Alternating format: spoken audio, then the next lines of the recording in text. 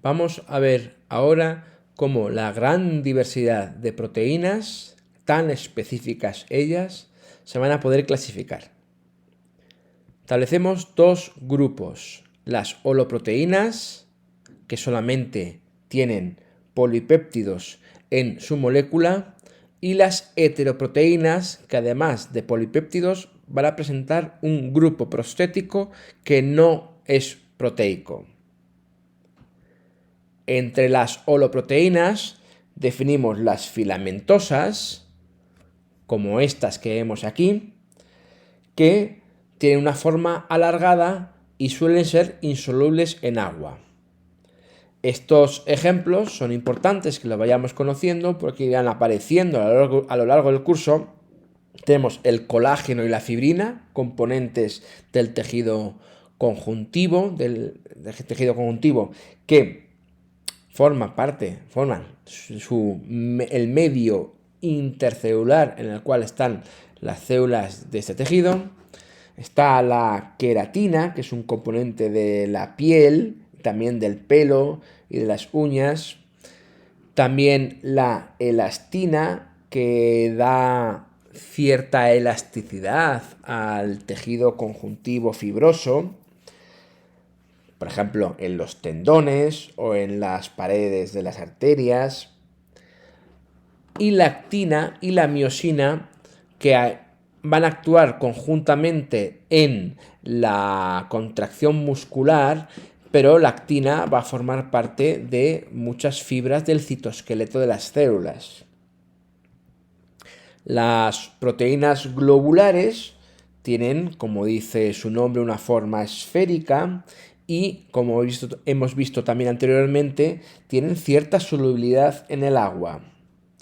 Y como ejemplos tendríamos pues estas de aquí, las albúminas, que están presentes en el plasma sanguíneo, en la clara del huevo, en la leche también. Son proteínas que acumulan aminoácidos. Luego están las globulinas, que son de forma esférica, de alto peso molecular. Por ejemplo, la hemoglobina está formada por globulinas. También las inmunoglobulinas, que forman los anticuerpos. Y luego las histonas son aquellas proteínas, también globulares, que van a empaquetar el ADN en la cromatina. En el grupo de las heteroproteínas vamos a diferenciar a su vez varios subgrupos por la naturaleza del grupo prostético, es decir, aquella parte no proteica. Por ejemplo, las glucoproteínas, el grupo prostético va a ser un glúcido.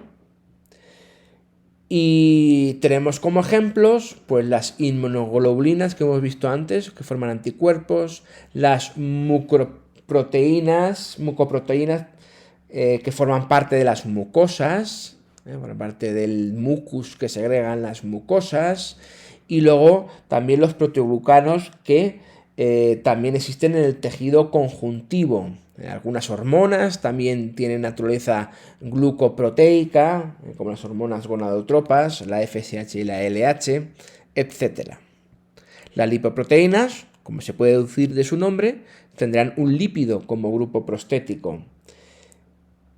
Y la unión se realizará mediante un enlace tipo hidrofóbico, con regiones con una abundancia de aminoácidos apolares. Bien, por ejemplo, tendríamos los kilomicrones. Los kilomicrones son partículas por las cuales los lípidos viajan por la sangre. Las LDL y las HDL, en los cuales viaja el colesterol, y también los triacilglicéridos. Pero también hay muchas lipoproteínas en las membranas biológicas. Las fosfoproteínas pues van a tener grupos fosfato como el grupo prostético. Tendríamos los ejemplos de la caseína de la leche y la vitalina del huevo, que funcionan básicamente como almacén de grupos fosfatos para que pues, las estructuras embrionarias o las crías pues, puedan desarrollarlas para formar sus organismos. Las cromoproteínas tienen un pigmento como grupo prostético, por eso reciben ese nombre. Estos grupos prostéticos van a tener una gran cantidad de dobles enlaces que les permite absorber determinadas longitudes de onda.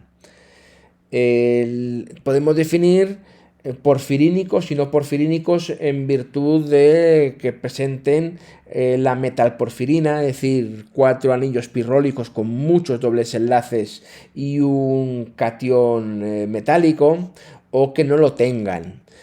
Como ejemplos tendríamos la hemoglobina, que es el transportador de oxígeno en la sangre, la mioglobina, que es un transportador de oxígeno que existe en los músculos, los citocromos, que llevan una molécula de hierro, como la hemoglobina y mioglobina, pero van a formar parte de las cadenas de transporte de electrones que hay en mitocondrias y cloroplastos, la clorofila, que es una sustancia que tiene un grupo fitol lipídico, luego también tiene una parte proteica y luego un anillo pirrólico con un magnesio que es capaz de absorber longitudes de onda y actuar como pigmento en la fotosíntesis. Luego tendríamos también la hemocianina y la rodopsina como los grupos no porfirínicos. También pues la hemocianina es un transportador de oxígeno en la sangre de algunos animales y la rodopsina es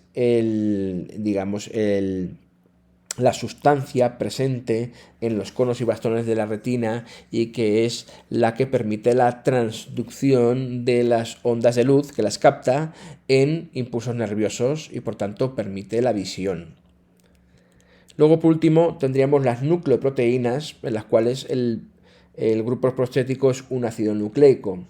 En realidad serían ácidos nucleicos unidos a proteínas del tipo de las histonas, que hemos visto antes, que es una proteína globular, también de las protaminas, y formarían parte de la cromatina.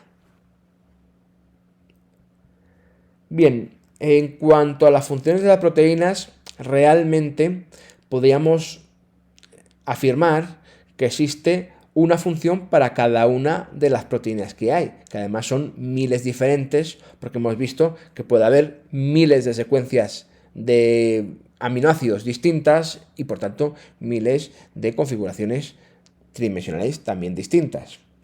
Vamos a agrupar estas funciones, digamos, en tipologías, pero hay que decir que las proteínas tienen una función, por tanto, específica, propia digamos, gracias a su secuencia de aminoácidos y su configuración tridimensional, que también es propia. No obstante, veremos que dentro de cada grupo englobarían a muchas proteínas distintas. Por ejemplo, existen proteínas de función estructural, es decir, que forman parte de estructuras celulares, tisulares, órganos, etc. Podemos destacar estas de aquí. La tubulina, por ejemplo, va a formar parte del citoesqueleto y también del uso mitótico de las células.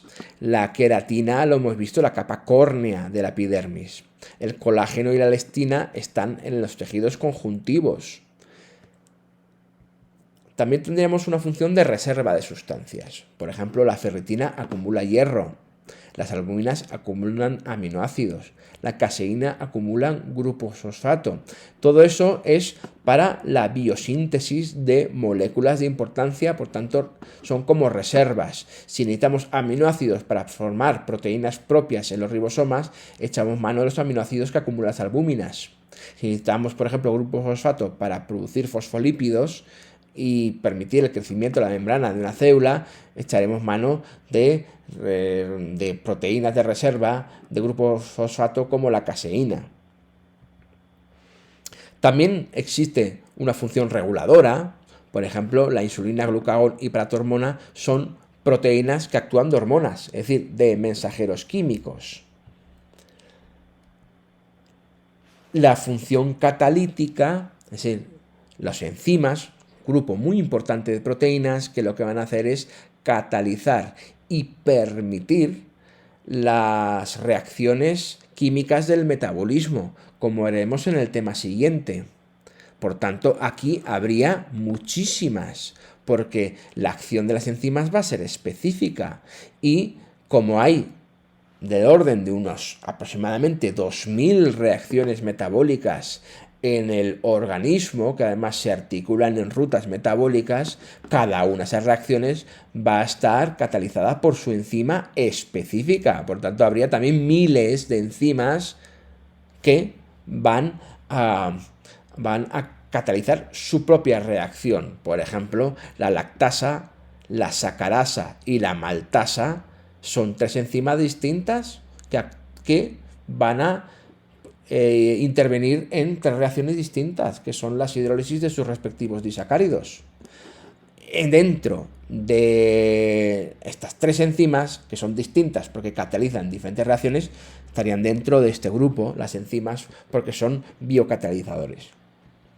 Luego tenemos también proteínas de función transportadora, es decir, transportan sustancias de un sitio a otro. Por ejemplo, oxígeno en el caso de la hemoglobina, electrones en el caso de los citocromos, las lipoproteínas también transportan lípidos, especialmente en líquidos polares, acuosos, como la sangre o el citoplasma. Las permeasas, un grupo muy importante de proteínas de membrana que van a permitir el transporte selectivo y específico de sustancias a través de las membranas celulares. Luego también existen proteínas de función defensiva.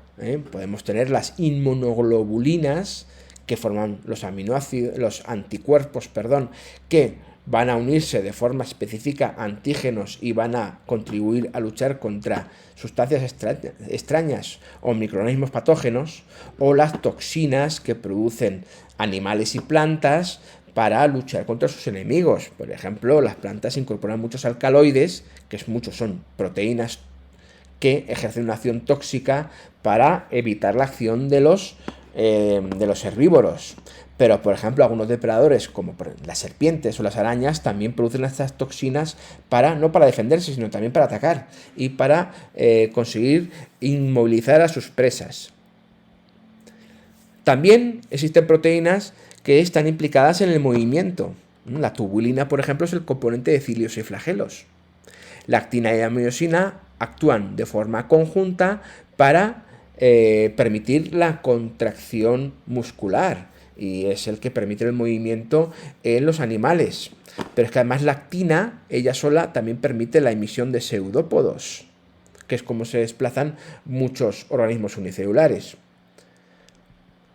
Un último grupo que podemos definir de funciones de proteínas estaría relacionada con la homeostasis, la regulación del medio interno. Es decir, un grupo de proteínas que tienen funciones cada una específicas, pero que van derivados a mantener la constancia del medio interno. Por ejemplo, las proteínas que actúan como tampones del pH. Hemos visto cómo los aminoácidos tienen un carácter anfótero. Pueden actuar de ácidos en un medio alcalino y de bases en un medio ácido. Por lo tanto, contribuyen a tamponar los cambios de pH que tanto les afectan a ellos mismos. El fibrinógeno es un componente que está en la sangre y interviene en la coagulación. También sería una función homeostático, en tanto en cuanto lo que hace es taponar las heridas y evitar hemorragias. Por lo tanto, ya para finalizar, vemos que hemos establecido 8 grupos de funciones, pero cada proteína va a tener su función propia, su función específica, por todo lo que hemos dicho, por la secuencia de aminoácidos que también es propia y por la conformación tridimensional que también es de cada una. Por lo tanto, podríamos decir que existen tantas funciones como proteínas distintas hay en los seres vivos.